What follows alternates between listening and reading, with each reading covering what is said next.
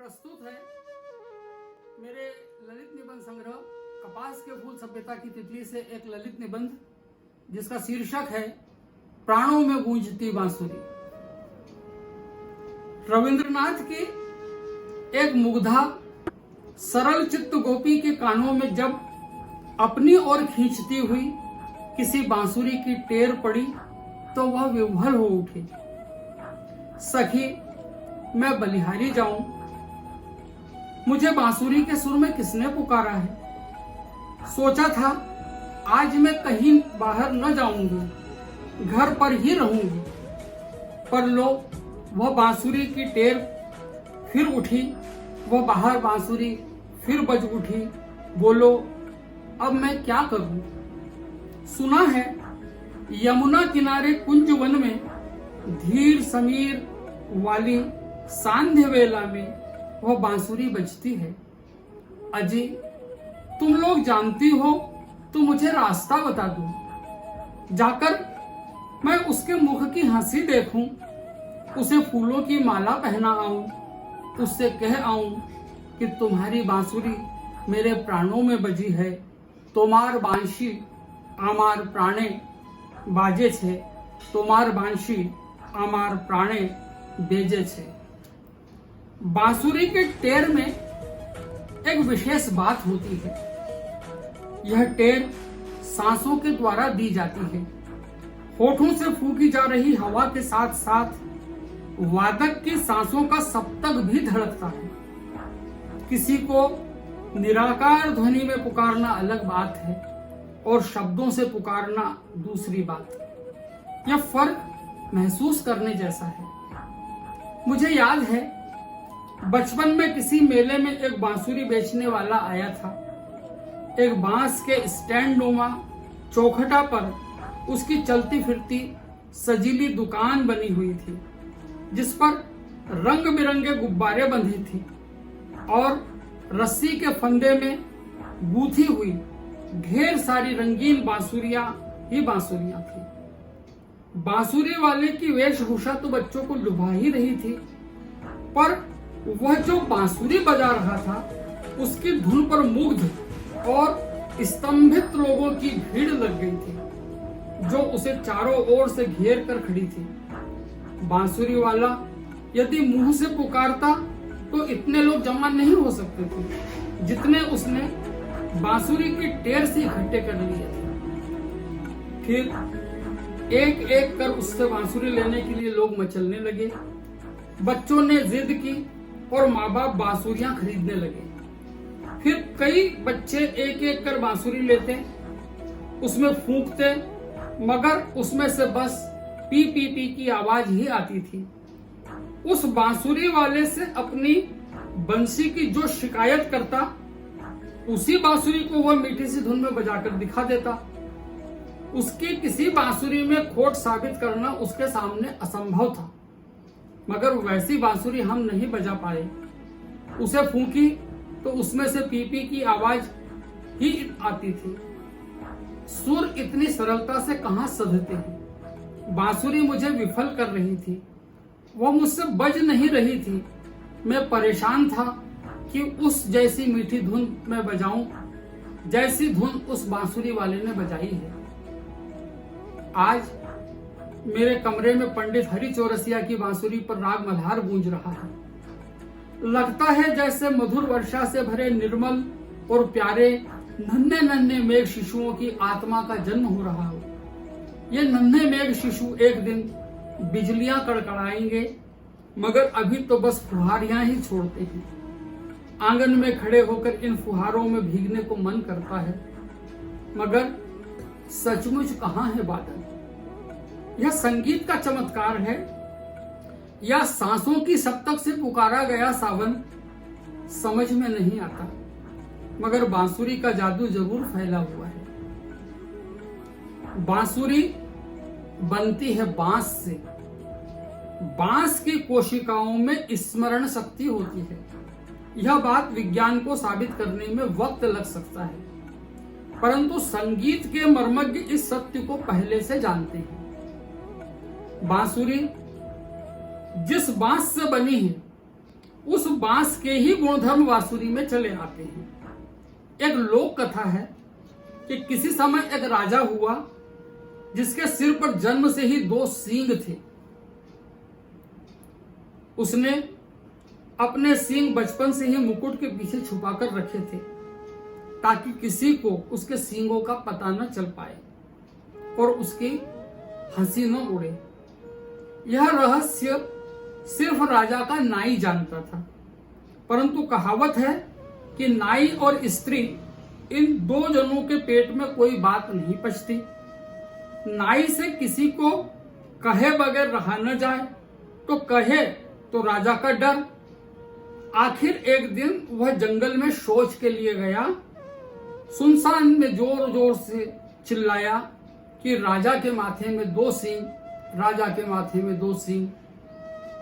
इस तरह अकेले में मन की भड़ास निकालकर वह चला आया, परंतु वहां एक बांस का पेड़ था जिसमें उसकी आवाज जज्ब हो गई।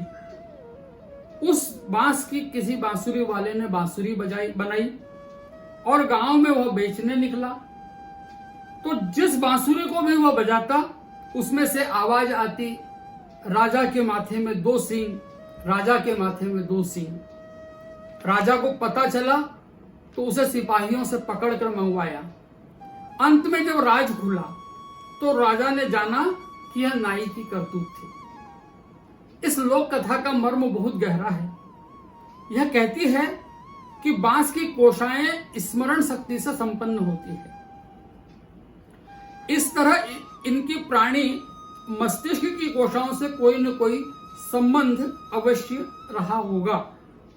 बांसुरी से पैदा होने वाला संगीत असाधारण संगीत है। इसमें एक अलग तरह की अलौकिकता है। इसमें मस्तिष्क के ज्ञान की शक्ति भी समाहित है और सांसों की भी। हमारी आवाज भी उसमें गुथी रहती है। इसलिए बांसुरी सीधे सीधे अंतर मन से बोलती है। गांव में आज भी बांसुरी बेचने वाले आते हैं। मेलों में आज भी बांस के चौखटे पर गुब्बारे और बांसुरियों को लटकाए कर बेचने वाले घूमते हैं। वे बांसुरियां बच्चों को लुभाती है। बड़े ही मोहक ढंग से उसकी धुन सभी को अपनी ओर आकर्षित करती है। जब हम बड़े हुए तो हमें यह समझ में धीरे धीरे आने लगा कि यह वैसी बांसुरी हमसे नहीं बजने वाली। इसलिए धीरे धीरे वह मोह भंग होने लगा। पर बच्चे अभी भी उसके आकर्षण से बंधे हैं। वे बांसुरी खरीदना चाहते हैं, वे बांसुरी बजाना चाहते हैं। एक दिन जब वह उनसे बज जाती है तब उन्हें अपने दिलों में एक अद्भुत खुशी का अनुभव होता है। एक लोकगीत में जब कृष्ण की बांसुरी राधा छुपा देती है तो कृष्ण को कल नहीं पड़ती। वह अपनी बांसुरी लौटा देने के लिए राधा की बड़ी चिरोरी करते हैं। तब शरारती राधा कहती है कि तुम इतने व्याकुल क्यों हो? न तो वह सोने की बांसुरी है न चांदी की, बस एक हरे बांस की बांसुरी ही तो है। उसके लिए इतने व्याकुल क्यों हो? वह तुम्हारे किस काम की है? अब कृष्ण क्या करते? राधा से वह कहते हैं कि अब मैं बिना बांसुरी के अपनी गैयाओं को किस प्रकार से घेर कर लाऊंगा।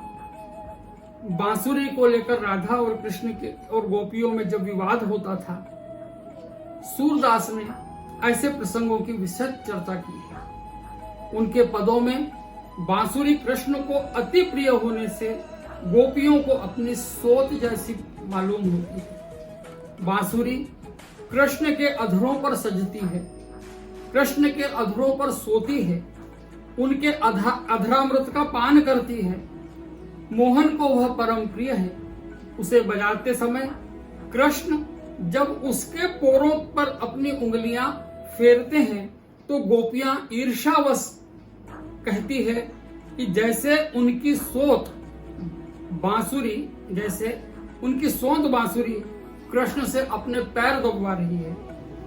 बांसुरी के सौभाग्य पर गोपियां ईर्ष्या करती है, रोती है और बांसुरी को कोसती है। परंतु वास्तव में बांसुरी का जीवन है क्या? वह जीवन भर कष्ट को झेलती रही। वह जन्म से ही वन में वर्षा, घाम, शीत, आंधी, तूफानों को सहते हुए बांस के रूप में वह धरती पर गड़ी रही। फिर उसे काटा गया, छीला गया, मगर उसने उफ तक नहीं किया।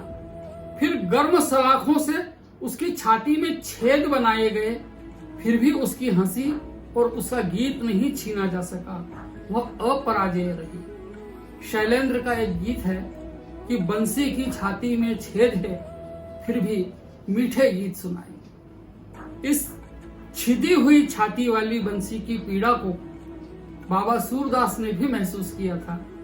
उनका एक पद है कि मेरे दुख की और नहीं, षट ऋतु शीत उष्ण वर्षा में ठाडे पाए रही, कसकी नहीं नेकहू काटत, घामे राखी डारी, अगनि सलाक देत नहीं मुर्की, बेह बनावत जारी, तुम जानत मही बांस बांसुरिया, अगनि छाप दे आई, सूर श्याम ऐसे तुम लेहु न, हिजति कहा हो माई। इस छिन्न हृदया बांसुरी ने उसके बजैया को जो मुस्कुराहट दी है, उसकी पुकार में जो अपनी सारी पीड़ा उंडेली है, उसे फूलों की माला ही तो पहनाई जा सकती है।